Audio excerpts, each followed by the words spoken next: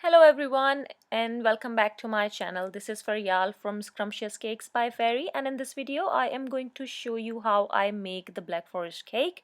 So this is not a typical traditional Black Forest cake. This is my way of making Black Forest. That's how my family like it and my customers like it. So if you want to see how I make this, then please keep on watching.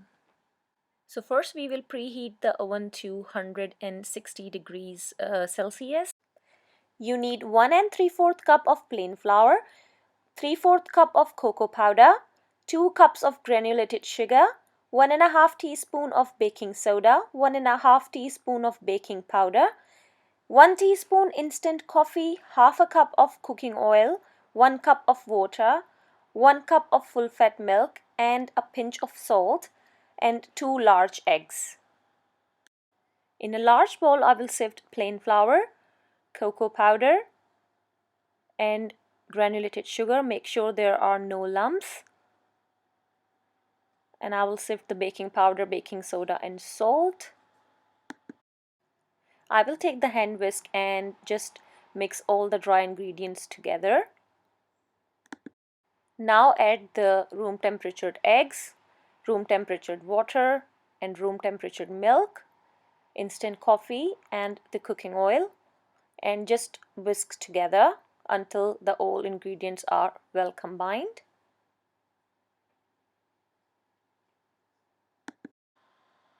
Now take 3 8-inch round tins, grease them, and then line them with parchment or baking paper.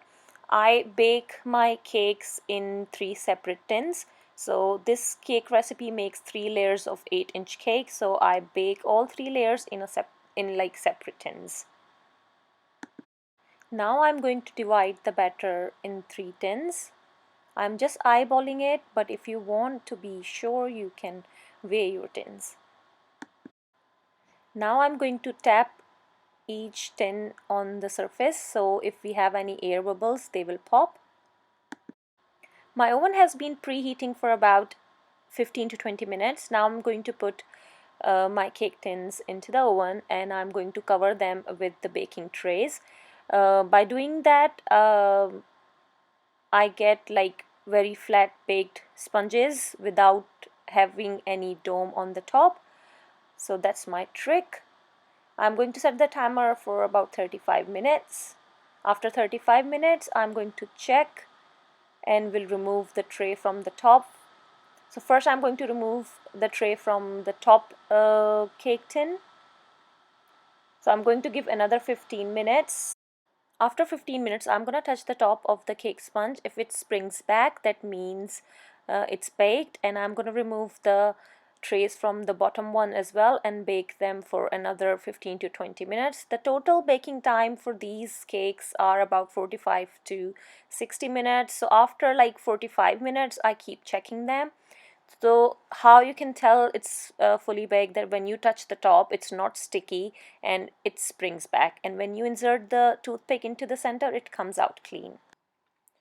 So for the filling, we need some pitted cherries. I'm using these 10 pitted cherries in a syrup, and I'm saving the syrup to soak the sponge. I'm not using any alcohol, so if you want to use alcohol, you can use alcohol instead of the syrup.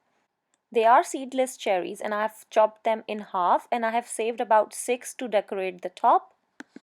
You need 900 ml of fresh double cream and some vanilla extract as well. You also need 2/3 cup of granulated sugar or caster sugar. You need a 100-gram bar of dark chocolate, and we also need some to decorate the top. So if you live in a hot climate, then I would suggest you to chill your balloon whisk and the bowl in the fridge for about overnight. And if you are in a cold climate, then you don't have to do this step. I will start by adding all the cream into the mixing bowl. Now add all the sugar into the cream, followed by the vanilla extract. I'm adding about a tablespoon of vanilla extract. I will whisk the cream at medium speed for about 4 to 5 minutes, or until the sugar is dissolved. Now I'm going to check if the sugar granules are dissolved completely in the sugar. I'm going to drop some cream on my fingers and I'm going to check if I can feel any sugar. Once the sugar is dissolved completely, I'm going to put the speed on high. Whisk the cream until you get stiff peaks like this.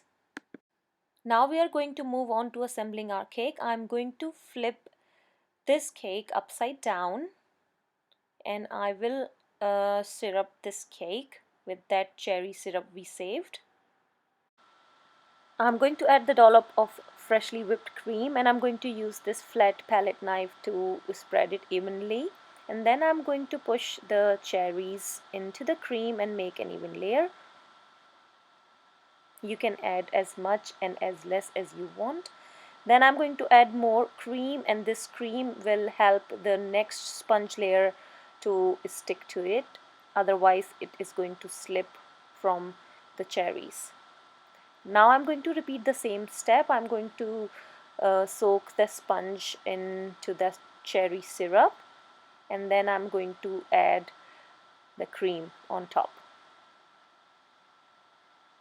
And I'm going to spread it around evenly with the palette knife, and now I'm going to push more cherries in. So every time you add the cream layer in between the cake sponge, you add the cherries to it.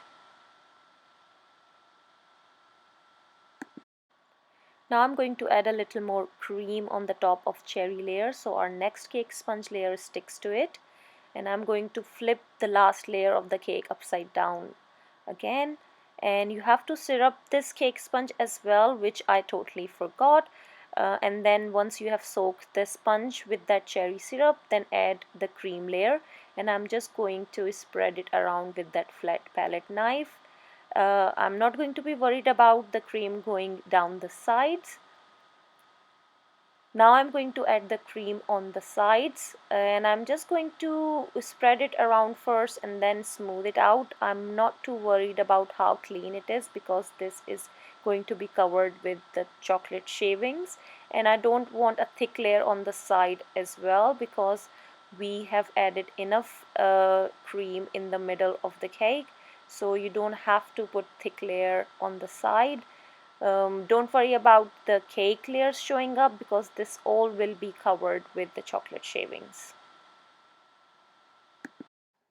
I'm going to take a large piping bag and a Wilton 1M open star tip, and I'm going to drop the tip into the piping bag and will snip the end. I'm going to fold over the piping bag over my hand, and I saved some whipping cream from the cake and I'm going to fill the cream into the piping bag. Now I'm going to flip the sides up and push the cream all the way down until I see the cream coming out of the tip, and then just twist the bag and I'm going to leave it aside. I'm going to grate all this chocolate bar. I'm going to add the chocolate shaving on the sides of the cake. I'm wearing gloves so the chocolate doesn't melt from my body heat, and I'm just taking a handful and just sticking it from the top and then taking my hand slowly downwards like this, and then any excess of the chocolate shavings I'm going to put that back into the plate. That's why my plate is right underneath my turntable, and I'm just going to keep moving the cake and do the same process. Just start from the top and then keep the hand down slowly like this. So that's how you need to do the side of the cake. Once the sides are covered with chocolate shaving, I'm going to spread the chocolate shavings on the top of the cake. And once the top is covered, I'm going to clean the sides. Now I'm going to take the piping bag which we filled with cream earlier. I'm just pushing the cream down the piping bag until I see it coming out of the tip. Now I'm going to twist the bag and hold it tight in my hands, and I'm going to make a rosette. Just swirl it around and then going to make another rosette right opposite to that, and then one on the side, then another one right opposite to that, kind of like making a cross. And then now we have the space empty in between the rosettes. I'm going to add one rosette there. So in this way you can have very uniform kind of piping around the cake. Now add one cherry and then one chocolate piece, one cherry and then one chocolate piece all around the cake. You can pipe around the bottom of the cake, but this cake was just for my household, so I didn't bother doing that. Now I'm going to go the extra step and have some gold luster painted over the cherries, and I'm going to sprinkle some on the top of the cake. You can just totally leave it out. So here is my finished Black Forest cake. I hope you liked this tutorial and I hope you will try this at home. Please don't forget to like and subscribe to my channel, and I will see you in the next video. Bye!